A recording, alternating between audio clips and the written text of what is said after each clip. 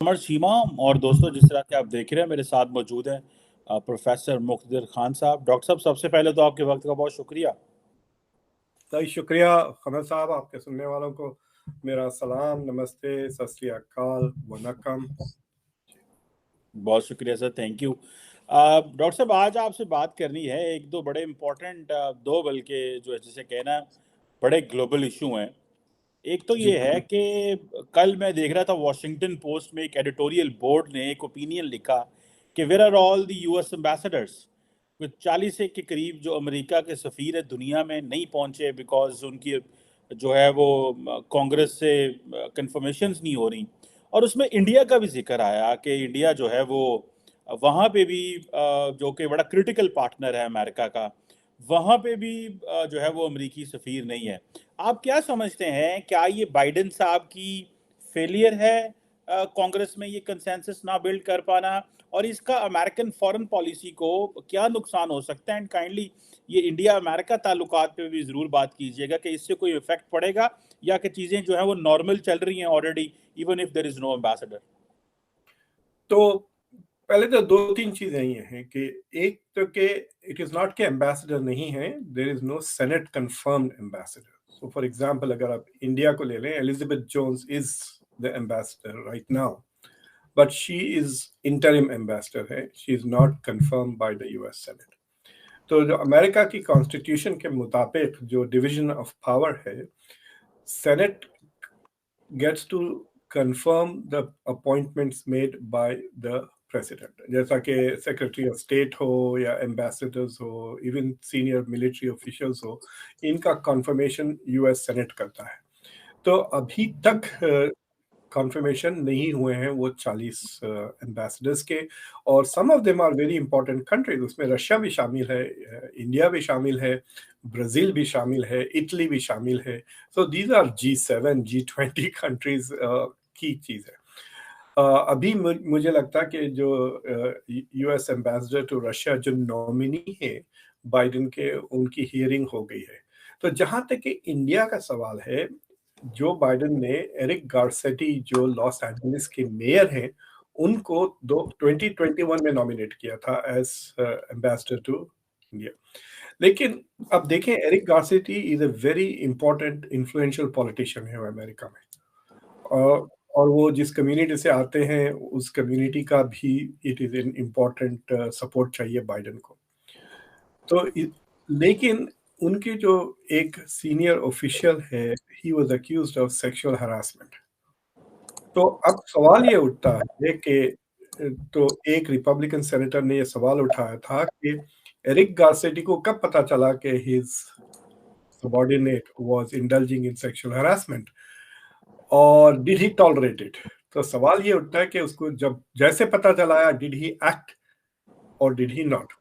तो वो एक मसले को लेकर थोड़े काफी वक्त तक एक रिपब्लिकन सेनेटर ने होल्ड लगाया हुआ था उनकी हियरिंग पर, यानी कॉन्फर्मेशन हियरिंग ही नहीं हुई इनकी अभी तक। तकरीबन अब 2.5 साल से ज्यादा हो गया है जो बाइडेन की प्रेसिडेंसी को, 21 हो गया है, 22 चल रहा है। अब देखते देखते 2 साल हो जाएंगे ना उनको भी खुद प्रेसिडेंट बनकर। तो अब चक्कर ये था कि नवंबर की इलेक्शन से पहले ये तय किया गया था कि they will at least give him a hearing and a vote, क्योंकि मेजॉरिटी में थी डेमोक्रेट्स, और डेमोक्रेट्स को ये डर था कि कहीं अगर डेमोक्रेट सेनेट हार जाते हैं then it will become even more difficult to confirm their nominees. लेकिन खुशकिस्मती है बाइडेन के कि Democrats have held on to the Senate. अब तो 51 से भी ज्यादा इनके पास वोट्स हैं सेनेट में, अगर वाइस प्रेसिडेंट को भी मिलाते हैं। तो मुझे लगता है कि इसके वजह से और देरी हो जाएगी। मैंने सेनेटर क्रिस्टोफर कून, जो सेनेट फॉरेन रिलेशंस कमेटी के मेंबर हैं और काफ़ी सीनियर मेंबर हैं, उनसे ये सवाल स्ट्रेट अप पूछा था मेरे शो पर कि why is there no confirmed ambassador. तो उन्होंने कहा कि ये बाइडेन एडमिनिस्ट्रेशन और हमारे लिए शर्मिंदगी की बात है कि हम कहते हैं, मैं उनके अल्फाज दोहरा रहा हूँ कि India US relations are the most consequential relations. अगर सबसे ज्यादा बाअसर ताल्लुकात है, अगर ये सबसे इम्पोर्टेंट ताल्लुकात हैं तो not to have a senate confirmed ambassador, ये शर्मिंदगी की बात है बहुत बाइडेन एडमिनिस्ट्रेशन के लिए और यूएस के लिए भी। इट बेसिकली सेज कि गवर्नमेंट की बेसिक चीजें नहीं हो रही हैं। आई मीन एम्बेसडर अपॉइंट करें तो फिर डिप्लोमेसी चलेगी ना। तो अब दूसरी तरफ से अगर आप देखें तो मुझे ऐसा लगता है कि जो जो इम्पोर्टेंट पोजीशंस पे जो लोग अपॉइंट होते हैं, अगर उनके पास सेनेट कॉन्फर्मेशन हो तो they have an authority with which they can talk. लेकिन उनके बदले में जो यूजुअली अपॉइंट होते हैं वो करियर डिप्लोमेट्स होते हैं। जिस तरह से एलिजाबेथ जोन्स है, she is a career diplomat but she comes from someone who has been advocating for the Ukraine war. तो मुझे लगता है कि इंडिया यूएस रिलेशंस के लिए having Elizabeth Jones in Delhi is not a good thing unless she is able to completely change her position in Delhi. लेकिन अगर दिल्ली में बैठ के वो यूक्रेन के लिए जिहाद करते रहेगी तो it is not going to be good for US India relations. और आपको पता है कि स्टेट डिपार्टमेंट में टेन्योर सिस्टम होता है, so she is probably a tenured officer, which means she might be willing to go against the government's policy based on her own values. इस वजह से तो टेन्योर देते हैं स्टाफ को। तो अगर वो पूरी तरह से इंडिविजुअली कन्विंस्ड है कि यूक्रेन की जंग इज मोर इम्पोर्टेंट और इंडिया को चाहिए कि सपोर्ट करे यूक्रेन को, तो it can create problems between US and India if she is there. मैंने ये पहले बार भी कहा था and I still believe that she should not have been sent to Delhi. But ये एरिक गार्सेटी का अभी तक नहीं हुआ। अब देखें, अब वी आर इन दिसंबर, उसकी हियरिंग भी स्केड्यूल नहीं हुई है। सुनने में आता है कि एरिक गार्सेटी के माँ बाप ने लॉबी को हायर की है, 30-40 हजार डॉलर खर्च करके एक लॉबिंग एजेंसी को हायर किया अपने बेटे के लिए लॉबिंग करने के लिए, ताकि वो सेनेटर्स को पुश करे कि एटलीस्ट वोट ले ले अप एंड डाउन। और अगर वोट लेते हैं तो he will be confirm because the democrats एक बार वोट पे आएंगे तो they are not going to vote against their own president's nominee. तो द डेमोक्रेट्स, इससे साफ जाहिर हो रहा कि डेमोक्रेट्स के वोट्स नहीं है इसके पास। तो द प्रेसिडेंट बाइडेन का जो नॉमिनी है, he does not enjoy the support of all Democrats. इसलिए शूमर वगैरह they are not able to host a confirmation hearing.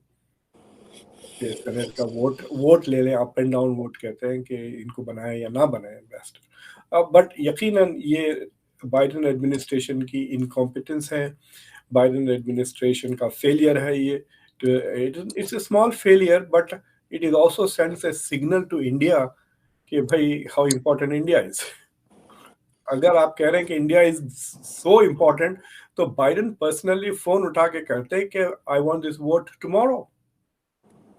अभी तो किया ना उन्होंने, अभी यहाँ पे एक स्ट्राइक होने वाली थी रेलवेज की, यस, उन्होंने जबरदस्ती वोट करवा दिया दोनों तरफ से, कांग्रेस में भी इधर उधर, to get the bill pass, because वरना इकोनॉमी पे असर हो जाता।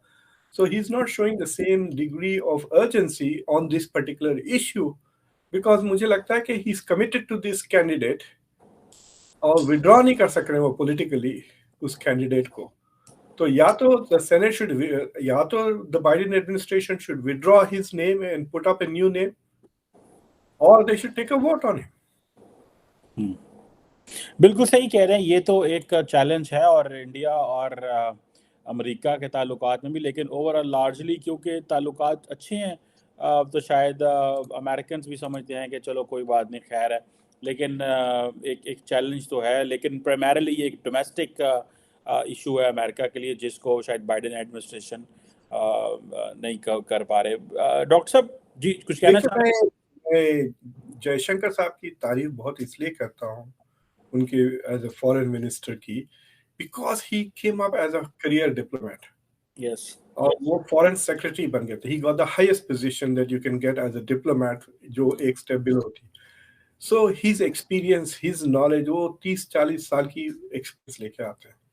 So in some ways, I think America's national interests are better served by career diplomats than political appointees, जो प्राइमा डोनर्स भी हो सकते हैं, राइट? वहाँ पे वो मिसाल के तौर पे मेरे पहचान के एक साहब थे जिन्होंने बिल क्लिंटन को बहुत सारे पैसे दे दिए थे कैंपेन में, तो उनको फिजी का एम्बेसडर बना दिया, तफरी पे चले गए वो 2 साल के लिए.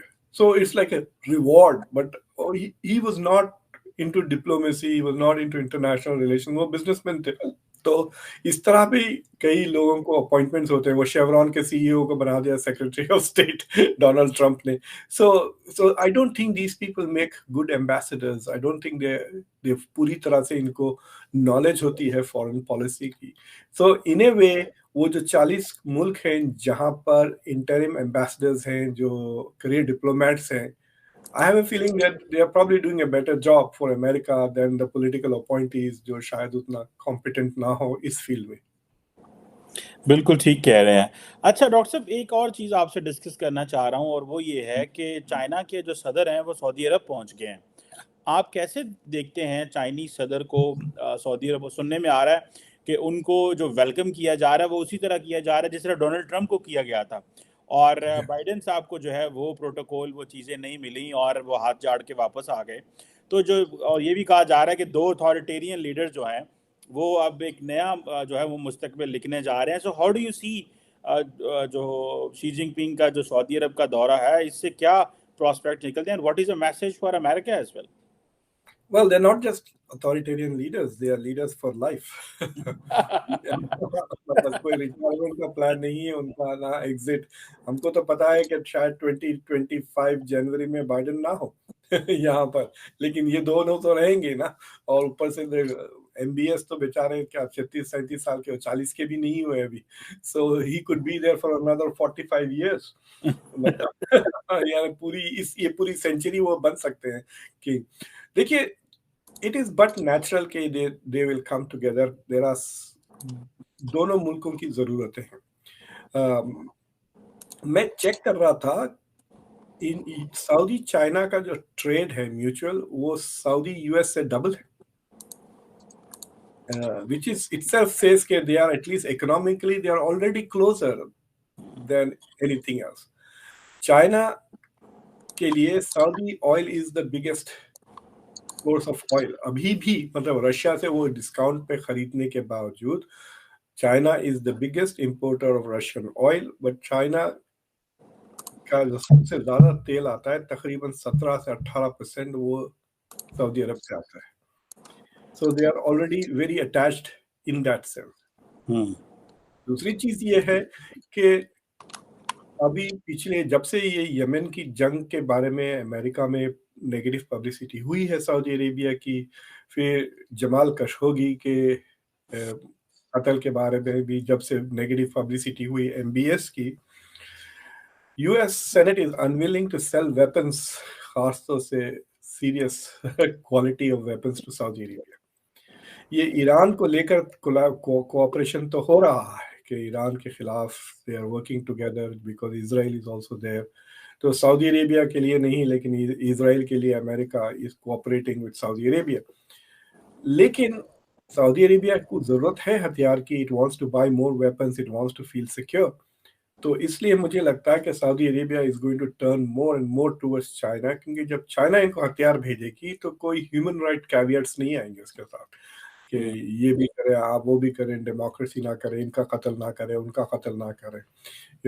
चाइना तो कहेगा कि भाई हम डिस्काउंट पे तुम्हारा कत्ल करवा देंगे किसको कत्ल करवाना है बताए, will do it at a discount. तो it is not a problem ना कि ह्यूमन राइट्स के मतलब प्री कंडीशंस, पोस्ट कंडीशंस नहीं होते, तो they will find it easy to do business with China. लेकिन लोगों का कहना है, एनालिस्ट का, कि will China be able to provide a qualitative edge in weapons to Saudi Arabia? Yes. And the answer is no.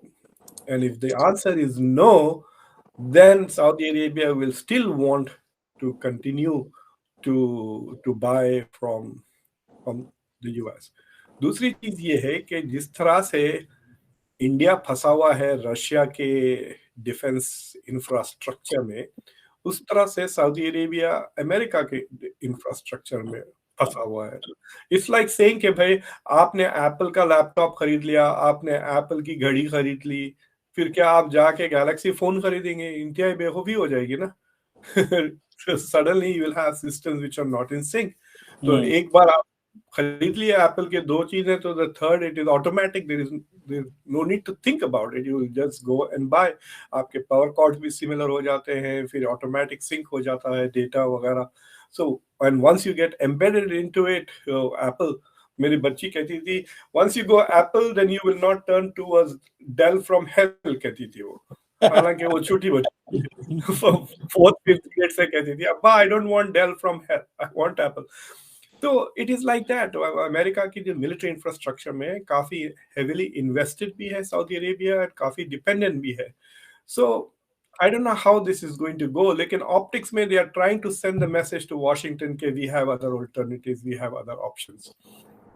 Saudi Arabia ने पहले भी यूरोपियन से हथियार वगैरह लेने की कोशिश की है इन द पास्ट, बट जो हैवी वेपनरी है उनकी, they are still America related. America सी, सऊदी जो डिपेंडेंसी है अमेरिका की इतनी हद तक है कि मैं एक प्रोग्राम रन करता हूँ फॉरेन पॉलिसी का स्टेट डिपार्टमेंट के लिए। जब मैं लोगों को ट्रेन करता हूँ, सारी दुनिया से लेकर आता हूँ समर में और विंटर में scholars of American foreign policy. America के खर्चे पे वो यहाँ आते हैं, 6-7 हफ्ते रहते हैं मेरे साथ, फिर मैं उनको ट्रेन करता हूँ, क्लासेस वगैरह पढ़ाते हैं। तो उसमें हम कई स्पीकर्स को बुलाते हैं, तकरीबन 100 स्पीकर्स आते हैं स्पीक। तो हम एक मिलिट्री कॉन्ट्रैक्टर को भी बुलाते हैं जो बेसिकली पेट्रियट मिसाइल सिस्टम्स वगैरह बेचता है, वो टेक्सास में बेस्ड है वो। तो मैं उससे बातें कर रहा था, तो वो बता रहा था मुझे कि उन्होंने पेट्रियट मिसाइल सिस्टम्स इंस्टॉल किए, बेचे सऊदी अरेबिया को और यमन के बॉर्डर के करीब। एंड ही सेज कि वो सीख ही नहीं रहे इस्तेमाल करना। तो ही सेज कि मैं और मेरी स्टाफ अभी भी मॉनिटर कर रही है, तो हमने ना सिर्फ उनको बेचे हैं हथियार, we are actually operating the systems. Hmm. तो हाँ, वो कह रहे थे कि बहुत ही अजीब चीजें हो रही थी वहां पे। बेदुइन जो है वो डेजर्ट में जाके रहने का बड़ा शौक है उनको, 2-2 3-3 दिन वो अपनी टेंट लेके चले जाते हैं। तो बच्चे ड्रोन्स से खेल रहे हैं, वो बच्चों के ड्रोन्स पे वो वो 400-500 का ड्रोन है वो, उसके खिलाफ ये 5 मिलियन की मिसाइल लॉन्च कर रहे हैं। because they are not able to follow the systems and detect कि भाई ये एनिमी ड्रोन है या बच्चों के खिलौने का ड्रोन है। 3-4 मिसाइल वेस्ट हो गए। तो ये सेड कि मैं अब अपने बंदों को भेजा हूँ वहाँ पे कॉन्ट्रैक्ट रीडिजाइन करके कि सो यूएस के farmer marines, US farmer retired soldiers वगैरह जो होते हैं ना, 6 साल 7 साल जो काम करके आके रिटायर होके फिर वो प्राइवेट सिक्योरिटी में चले जाते हैं, तो वो सारे के सारे प्राइवेट सिक्योरिटी वाले मेंटेन करते हैं इनका इंफ्रास्ट्रक्चर। सो इतना ज्यादा एम्बेडेड है, मुझे नहीं लगता कि आसानी से सऊदी अरेबिया अमेरिका के डिफेंस चुंगल से बाहर निकल सकता है। But they can do things like से 2 साल तक वो हथियार ना खरीदे अमेरिका से, और छोटे मोटे जो चीजें हैं, हैंड गन्स, इस तरह की चीजें, सप्लाईज, टेंट, दूसरी चीजें जो है जो हैवी इंजीनियरिंग बेस्ड नहीं है, वो सारी चीजें it can redirect it's purchasing towards China. दूसरी चीज ये है, आपको याद होगा कि इस बार के डिस्कशंस में ज्यादा सुनने में नहीं आ रहा, लेकिन लास्ट ईयर चाइना और सऊदी अरेबिया ने युआन ट्रेड के बारे में भी काफी बात की थी, कोशिश की रही कि we are going to have a yuan based trade. तो मुझे लगता है कि इट इज क्वाइट पॉसिबल कि सऊदी अरेबिया में diversify its foreign currency reserves जो होते हैं, सिवाय डॉलर्स में रखने के बजाय दे माइट। अब आपको पता होगा कि Saudi riyal is anchored on the US dollar, वो 3.75 पे फिक्स्ड है शायद मेरे ख्याल से, राइट। तो अगर डॉलर ऊपर जाता है तो रियाल भी ऊपर जाता है, तो दे स्टे पैरेलल, मतलब ऊपर नीचे। तो इतना तो Saudi Arabia is like political economy wise उतना ज्यादा एंगेज्ड है अमेरिका से, so it's not going to be easy. But अगर अमेरिका इसी तरह सऊदी अरेबिया को ट्रीट करते रहेगा तो सऊदी अरेबिया को कोई चारा ही नहीं है but to turn towards China.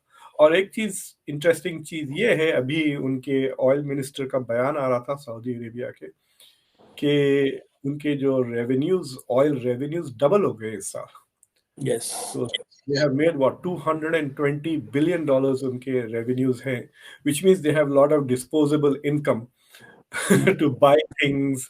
वो या तो वो खरीद भी सकते हैं या इंडिया चाइना में इन्वेस्ट भी कर सकते हैं वो extra money. So Saudi Arabia is sitting in a very good position right now, and मुझे लगता है कि they are using this opportunity, जी की जो visit है जी जिनपिंग की, to send some very choice messaging to Washington. Sir, ये और आप क्या समझते हैं, अमेरिका का क्या प्रॉब्लम है when it comes to Yemen में? वो वहां से निकल के बाइडेन साहब आए, जो यूएई है उसने उनको आई थिंक F-35 अमेरिकन ने देने थे, वो ना दिए, वो राफेल लेने वहां चले गए, फिर यूएई पे हमले वगैरह भी हुए. तो आप क्या समझते हैं, ये सिर्फ जमाल खशोगी का मसला है, the Saudi step back from this UAE Saudi Arabia? हालांकि यूएई के साथ तो चलो I2U2 वगैरह है, लेकिन ये सिर्फ जमाल खशोगी है, या क्या आप समझते हैं कि the American list is long when it comes to the demands from these countries?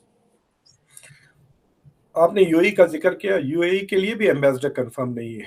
This is also one of the countries. मैं देख रहा था इतना क्लोज है ये, I2U2 भी इनके साथ चल रहा है, but there is no ambassador confirm even to UAE.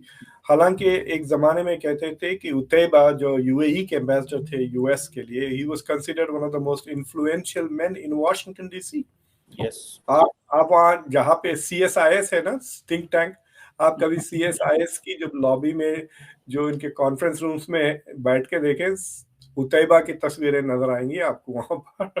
क्योंकि उन्होंने इतने पैसे दिए हैं अमेरिकन थिंक टैंक्स को कि they have literally bought many of American think tanks in Washington DC, heavily invested. तो देखिए, अमेरिका में बहुत ही, it is a very complicated political system, or even though on paper it is not very corrupt, it is also very corrupt in other ways. तो अब मिसाल पे ये है कि because there is an election process, America इतने बातें करता है, it is also a very religious country. Western ममालिकों में, क्रिश्चियन कंट्रीज में अमेरिका से ज्यादा रिलीजियस कोई मुल्क नहीं है. आपको पता है America is more religious than Saudi Arabia in terms of religious beliefs वगैरह. America is more religious. 65 या 60% Americans actually believe in a God. It could be from different religion, but they believe in God. The number of Americans who attend religious places, church या मस्जिद या temple या synagogue वगैरह, is very high compared to Europeans वगैरह. तो morality का बड़ा discussion होता है हमारी पॉलिटिक्स में. You have to have a moral agenda, क्या है आपका. तो पॉलिटिशियंस का चक्कर ऐसा है, करप्ट भी है, फिर ऊपर से मोरालिटी दिखाने का भी बड़ा शौक होता है. तो इसलिए जैसा जब बाइडेन से पूछा गया था कि भाई खशोगी को मार डाला MBS, आप क्या करेंगे, तो उन्होंने बड़े धूमधाम से कह दिया कि I will make Saudi Arabia a pariah state. हाँ, लेकिन फिर इजराइल ने मारा एक अमेरिकन जर्नलिस्ट को, तो इन्होंने कुछ बातें ने अभी तक मुंह नहीं खुला उनका, 1 साल हो गया. तो कहाँ की मोरालिटी रही, हिपोक्रेसी तो सबको नजर आ रही है. सो द प्रॉब्लम इज के आइदर दे शुड प्रिवेंट, जैसा कि इंडिया की position on Ukraine is so clear. ये दे आर नॉट सेइंग कि ये हमारी मॉरल पोजीशन है, ये कह रहे हैं कि it is a realistic position. Plus जो इंडिया की मॉरल पोजीशन ये है कि हमारी morality is to serve our citizens, और हम वही कर रहे हैं. लेकिन अमेरिका को चाहिए कि they want to have it both ways. They want to say that we are doing what is morally right, and they want to do what is not necessarily morally right. दोनों चीज चाहते हैं ना. ये शुरू से प्रॉब्लम रहा है अमेरिका का, wanting to be a city on the hill. We are a city on the hill का कॉन्सेप्ट तो आपने सुना होगा. सारी दुनिया हमको देखें, सारी दुनिया चाहे कि वो अमेरिका की तरह बने, लेकिन ये जानते हुए कि कोई दूसरा मुल्क अमेरिका की तरह नहीं बन सकता. तो not only are you a city on the hill, but American exceptionalism है कि अमेरिका के अलावा और कोई अमेरिका नहीं बन सकता. बट उस जमाने में आप रेसिस्ट भी थे, उस जमाने में आप नेटिव अमेरिकन का जेनोसाइड कर रहे थे इस मुल्क में, उस जमाने में और कई अजाब थे, मतलब सेक्सिज्म वगैरह के क्वाइट अपेरेंट था अमेरिका में, right. So America wants to have it both ways. It wants to behave in a manner which is driven by material interests, but it also wants to appear to be acting morally. ये एक चक्कर है, तो उसका वजह से ये inconsistency जो लोग चिढ़ते हैं अमेरिकन फॉरेन पॉलिसी की हिपोक्रेसी की वजह से, वो ये टेंडेंसी की वजह से, और ये मतलब American are aware of it. आपको पता है हर यूनिवर्सिटी की हर अमेरिकन फॉरेन पॉलिसी क्लास में पहले दिन से ये डिस्कशन शुरू हो जाता कि अमेरिकन इंटरेस्ट और अमेरिकन मोरालिटी में जो डाइवर्जेंस है, that is the most important element of American foreign policy. उस पर मुसलसिल हर मेजर पॉलिसी डिसीजन पे डिबेट होता है। बिल्कुल ठीक कह रहे हैं। ये ऑब्वियसली ये विद एवरी पासिंग डे ये अमेरिका के लिए चैलेंज बढ़ता जा रहा है कि अमेरिका जो है वो दुनिया के साथ अब वो ममालिक जो उनके पार्टनर हैं, स्ट्रेटेजिक पार्टनर हैं, उनके साथ इंगेज भी करना है। ह्यूमन राइट्स पे एक स्टेप पीछे भी है, चाइनीज़ भी असर्ट कर रहे हैं, इंडियंस अपना एक पॉइंट रख रहे हैं। और लेकिन लेट्स सी, देखते हैं कि ये प्रेसिडेंट बाइडेन जो है ये कंफर्मेशंस ले सकते हैं कि नहीं ले सकते। और दूसरा जो चाइना के जो सदर हैं उनका आउटकम क्या आता है सऊदी अरब के इस विज़िट से। ऑब्वियसली वेरी इंटरेस्टिंग विज़िट है।